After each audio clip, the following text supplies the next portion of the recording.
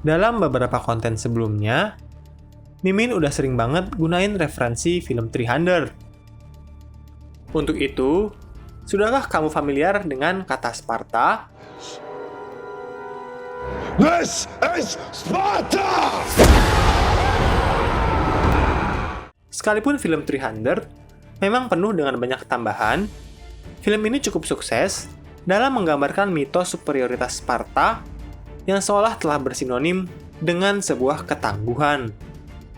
Kata Sparta memunculkan gambaran atau imajinasi prajurit tangguh dengan perisai dan perunggu besar, tombak panjang, dan helm Korintian.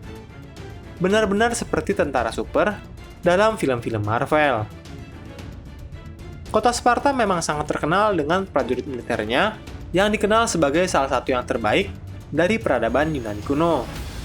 Bersama kota Athena, mereka menjadi pemimpin bangsa Yunani melawan Imperium Persia. Padahal, Sparta memiliki populasi yang jauh lebih kecil dibandingkan dengan kota-kota Yunani sejenisnya. Lalu, apa sih yang membuat Sparta memiliki militer yang begitu legendaris? Menurut cerita rakyat Sparta, para pendahulunya berasal dari Pulau Kreta. Mereka berhasil menaklukkan para penduduk asli dari wilayah tersebut dan menjadikannya wilayah Sparta. Dalam prosesnya, para pendahulu Sparta harus berperang melawan para penduduk Yunani yang sebelumnya tinggal di wilayah tersebut. Para penduduk asli yang berhasil dikalahkan dijadikan kaum budak yang disebut sebagai Helots. Penduduk Sparta memegang erat identitasnya sebagai bangsa penakluk. Karenanya, mereka memandang kaum Helot dan kota-kota Yunani sebagai ancaman abadi. Ketakutan Sparta terhadap kaum budak mereka sendiri bukannya tanpa alasan, karena jumlah warga Sparta jauh lebih kecil dari penduduk budak mereka. Rasa takut akan pemberontakan dari kaum Helot ini yang mendorong kultur militeristik kota Sparta, di mana setiap semua laki-laki Sparta diharapkan tidak menjadi warga biasa, tapi juga menjadi prajurit tangguh. Hal ini membuat Sparta bisa menyediakan prajurit terbaik di seluruh Yunani, yang tugasnya hanya berperang dan memperbudak tetangga di sekitarnya. Kemampuan masyarakat Sparta di bidang militer memungkinkannya hidup tanpa harus mengerjakan pekerjaan remeh-remeh, seperti bekerja di ladang pertanian yang panas dan sangat melelahkan.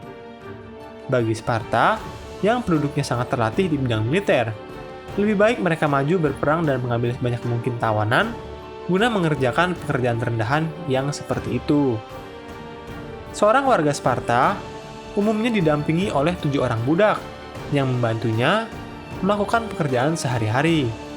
Tidak heran jika hal ini membuat Sparta selalu was-was dengan ancaman pemberontakan. Sparta adalah negara yang menganut sistem pemerintahan diarki, yang berarti dalam negaranya dipimpin oleh 2 raja dari 2 keluarga yang berbeda dengan kewenangan yang sama. Yang satu berasal dari keluarga Agiat dan yang lain adalah keluarga Eurypontid. Akan tetapi, terdapat 2 badan yang mungkin lebih berwenang daripada raja tersebut. 2 badan itu adalah Epors dan Gerousia, yang menjadi dewan penentu kebijakan negara Sparta. Dalam rakyat Sparta, hampir tidak seorang pun yang memiliki pekerjaan kasar, karena mayoritas pekerjaan sudah dikerjakan oleh kaum budak.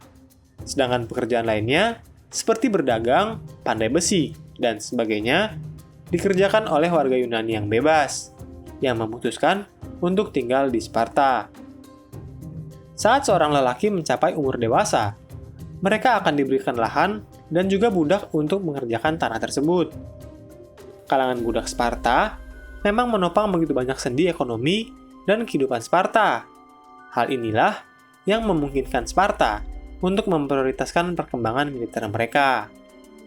Satu tradisi yang benar-benar menunjukkan komitmen Sparta dalam kehidupan militeristik adalah tradisi yang disebut agoge. Pendidikan unik ini dimulai sejak lahir. Apabila yang lahir perempuan, anak tersebut umumnya diizinkan hidup. Lain ceritanya jika anak tersebut adalah anak laki-laki. Ketika laki-laki lahir di Sparta, ia akan diperiksa oleh Badan Gerousia yang akan menilai apakah anak tersebut pantas untuk menjadi lelaki Sparta. Jika terdapat kecacatan pada si anak, ia akan ditaruh di dasar suatu gunung, dibuang karena dianggap tidak pantas.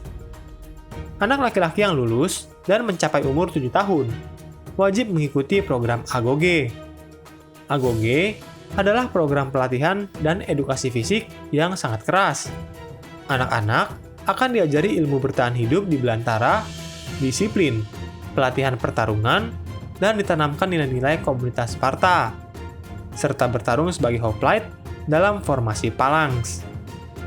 Caranya, di usia 7 tahun, seorang anak laki-laki akan meninggalkan rumah dan masuk asrama setelah kepalanya dipotong gundul.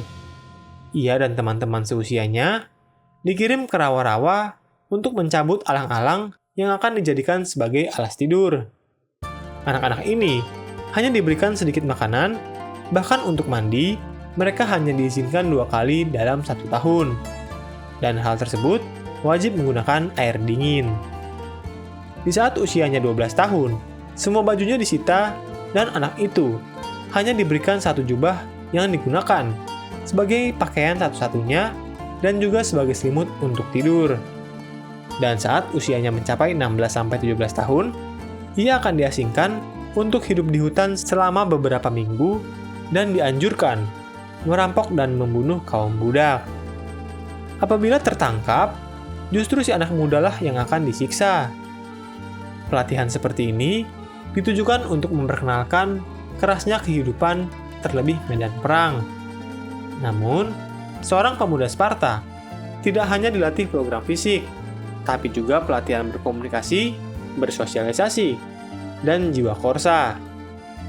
Program ini melahirkan pria-pria tangguh yang siap menjadi seorang prajurit Sparta yang tugasnya tentu saja bertempur.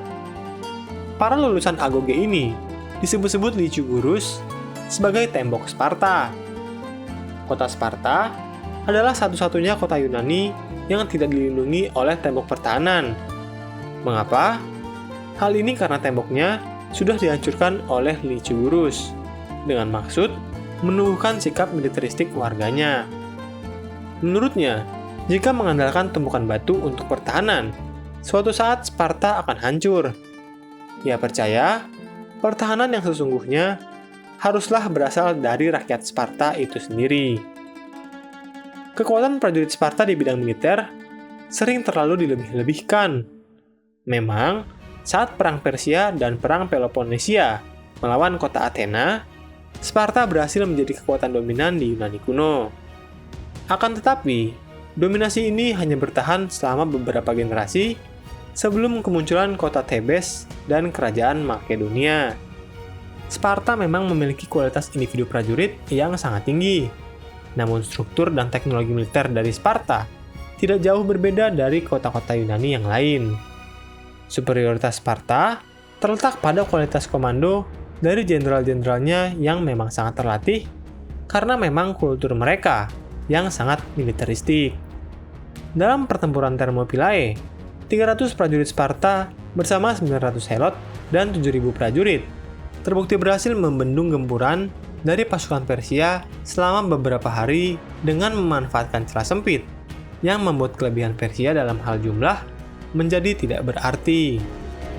Namun akhirnya, kualitas individual prajurit akan kalah dengan inovasi dan taktik yang lebih baik. Dalam pertempuran Thermopylae misalnya, setelah Persia berhasil mengetahui celah rahasia untuk mengepung posisi Sparta, Persia berhasil mengalahkan formasi dari pasukan hoplite Sparta yang sebelumnya tidak terkalahkan. Sekuat-kuatnya para prajurit Sparta, mereka akan kalah dengan militer yang lebih baik dalam organisasi dan taktik. Dominasi Sparta mulai dipatahkan oleh kota Thebes pada tahun 370-an sebelum Masehi, dan Sparta sudah tidak menjadi kekuatan besar ketika Raja Philip II dari Makedonia membentuk Liga Korin, dan pada akhirnya Sparta berhasil dijatuhkan oleh Legion Romawi pada abad kedua sebelum Masehi. Hai, terima kasih sudah menonton dan belajar sejarah bersama Inspek History. Jangan ragu untuk berikan komentar, like, dan bagikan Bila kamu merasa konten ini bermanfaat,